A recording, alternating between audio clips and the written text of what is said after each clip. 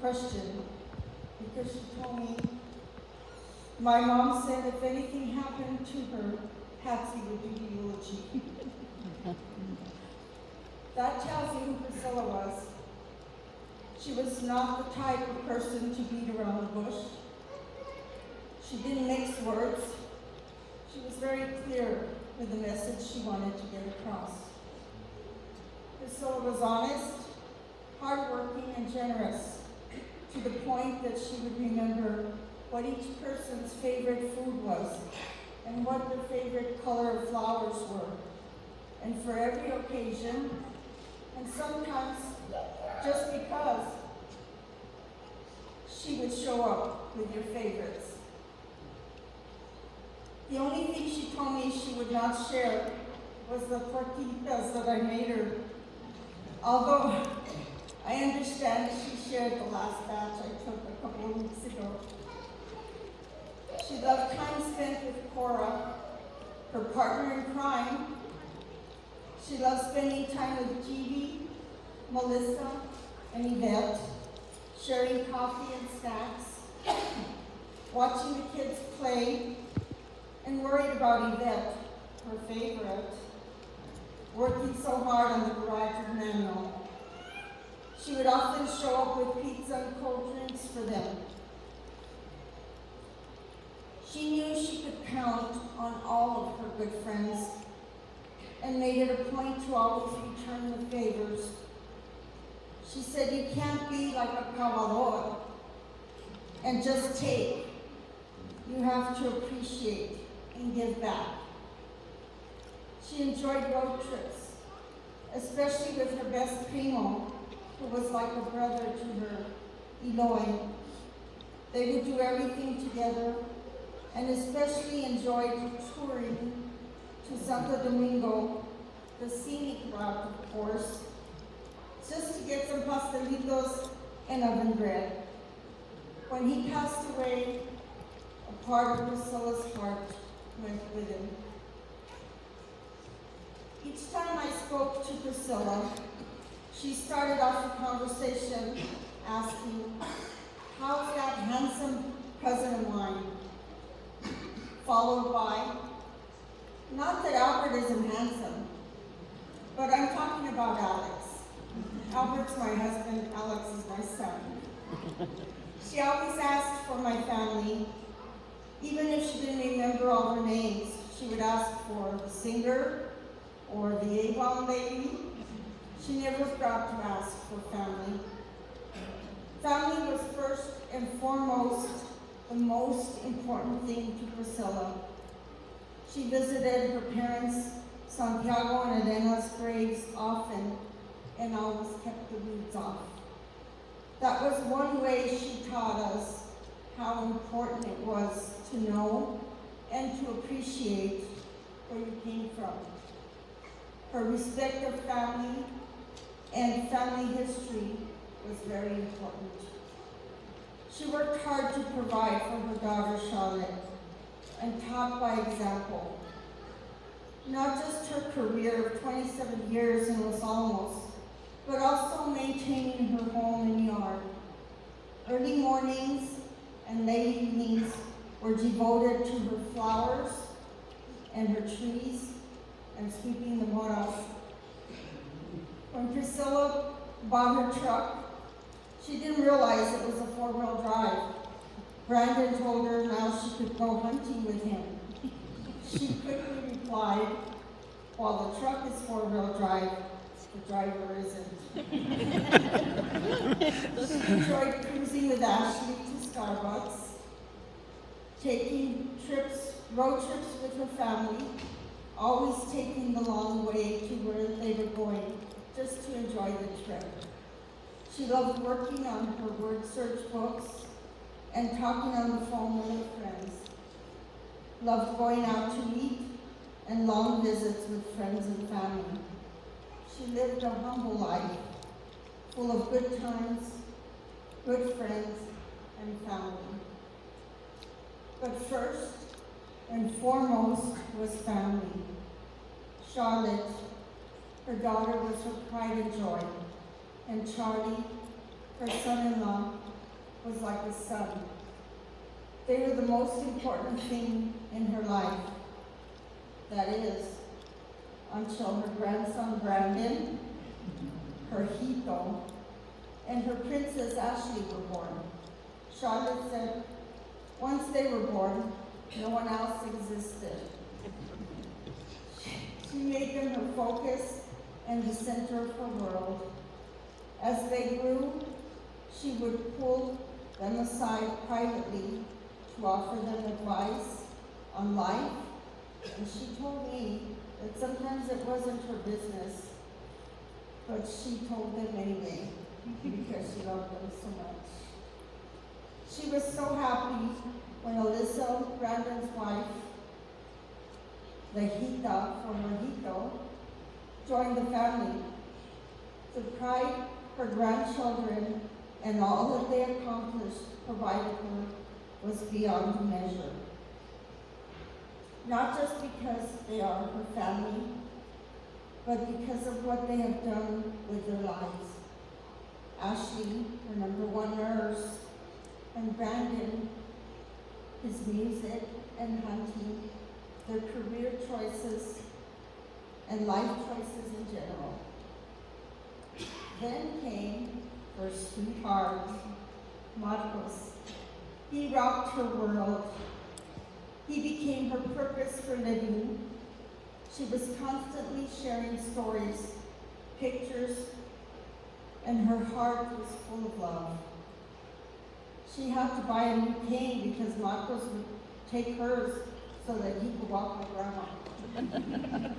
Later, he would have to help push her on her wheelchair. He was the brightness of each day. As Priscilla grew weaker, and taking care of her became more difficult. The family moved in together to rotate their schedules and provide 24-hour care. That, I think, had to be when Priscilla realized she had completed her task. There was no more lessons to be taught. She could not be prouder, and it was time to rest. God called, and she answered. I'd like to thank you all for being a part of Priscilla's life, for being there for her and for us, and for all the kindness you've shared. The family has asked that you please join them for a meal and to share memories at the Arboleda Community Center in Chimayo, following the interment at Nuestra Senora de Carmen Cemetery in Chimayo. Thank you. And thank you, Sharon and Charlie and all the family. I love you. God bless you all.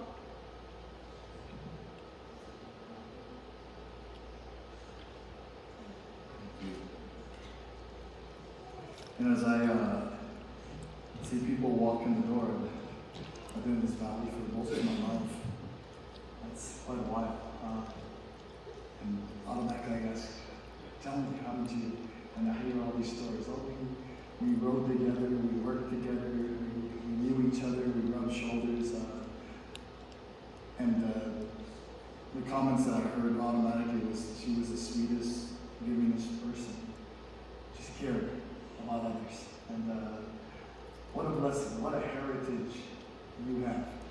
Speak to them, what a heritage you have. I got a call last, I guess it was Monday or after on Tuesday, right? And I was up in Colorado on vacation.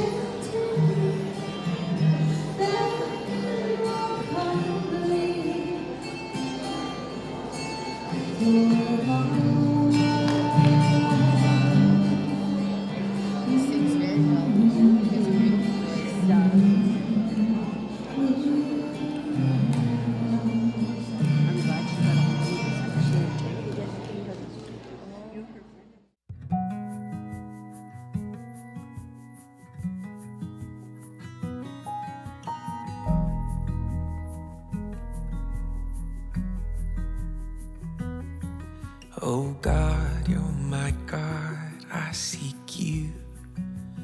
Oh, my soul, it longs for you. My flesh faints for you in this land, this dry land where there is no drink. I've looked upon you in this place, beholding your power and glory, Lord,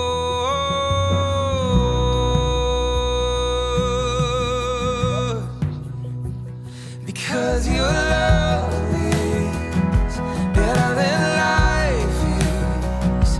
I will praise you as long as I'm alive, and in the face of precious Jesus, oh, my soul will be satisfied.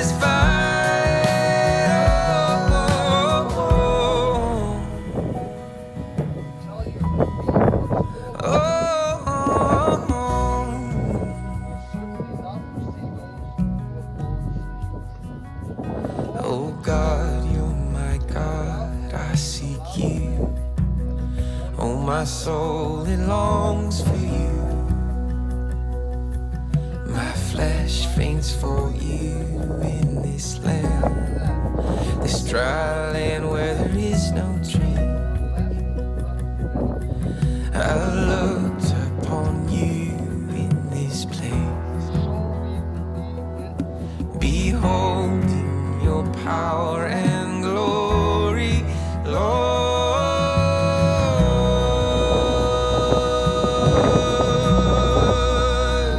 because your love is better than life is. I will praise you as long as I'm alive, and in the face of precious Jesus, oh, my soul will be satisfied, because your love is better than life is. I will praise you as long as I'm alive, and in the face of precious Jesus, oh, my soul will be satisfied. You have been my help in the shadow of your wings. I'll sing for joy. You have been my help in the shadow of your wings. I'll sing, I'll sing,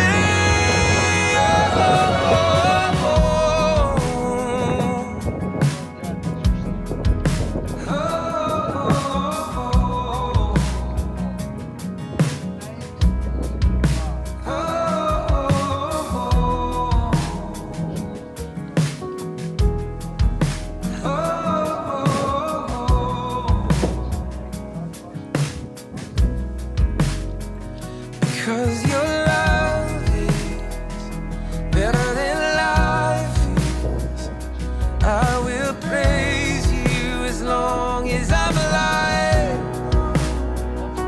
and in the face of precious Jesus, oh, my soul will be satisfied.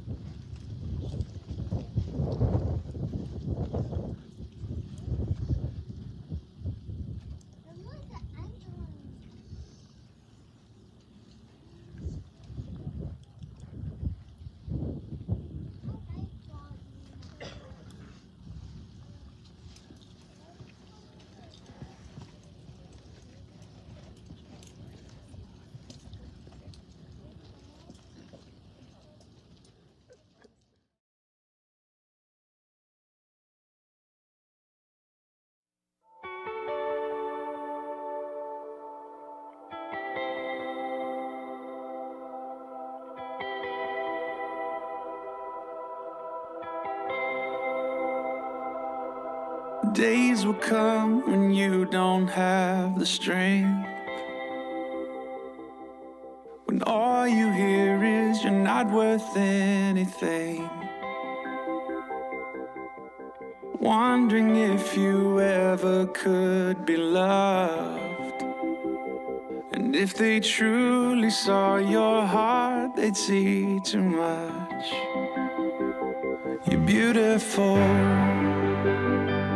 you're beautiful.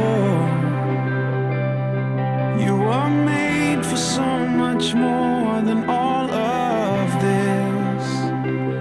You're beautiful, you're beautiful. You are treasured, you are sacred, you are His. You're beautiful.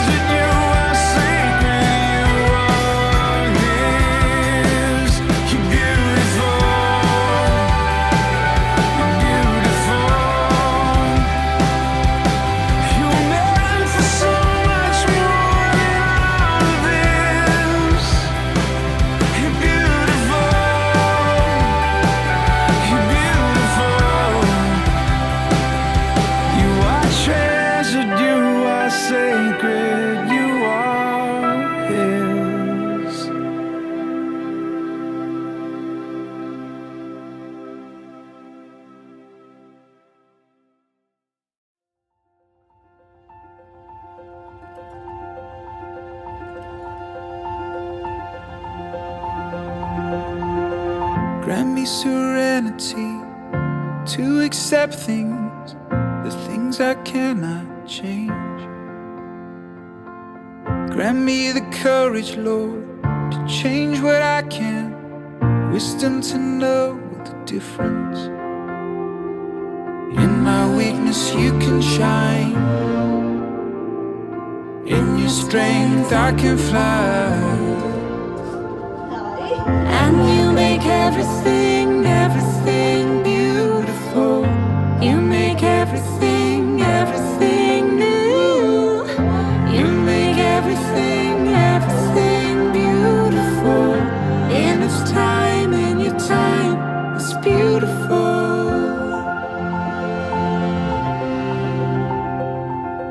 Grant me serenity, Lord, and patience, for things will take time. Grant me freedom to walk a new path, and let me feel your love. Ooh, in my weakness you can shine. In your strength I can fly. And you make everything, everything beautiful. You make everything, everything new.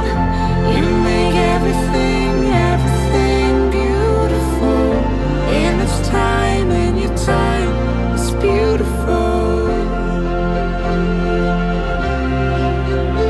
Lifting open hands to you, my Savior, purify my soul. Knowing you redeem my pain and failure, purify my soul. Beautify my soul.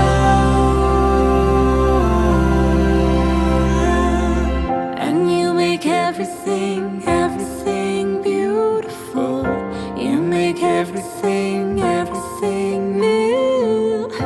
You make everything, everything beautiful. In its time, in your time, it's beautiful. It's beautiful. It's beautiful.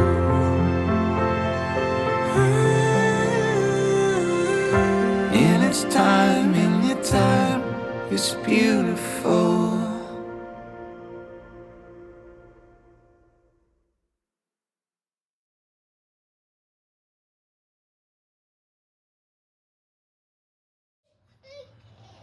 What's the matter?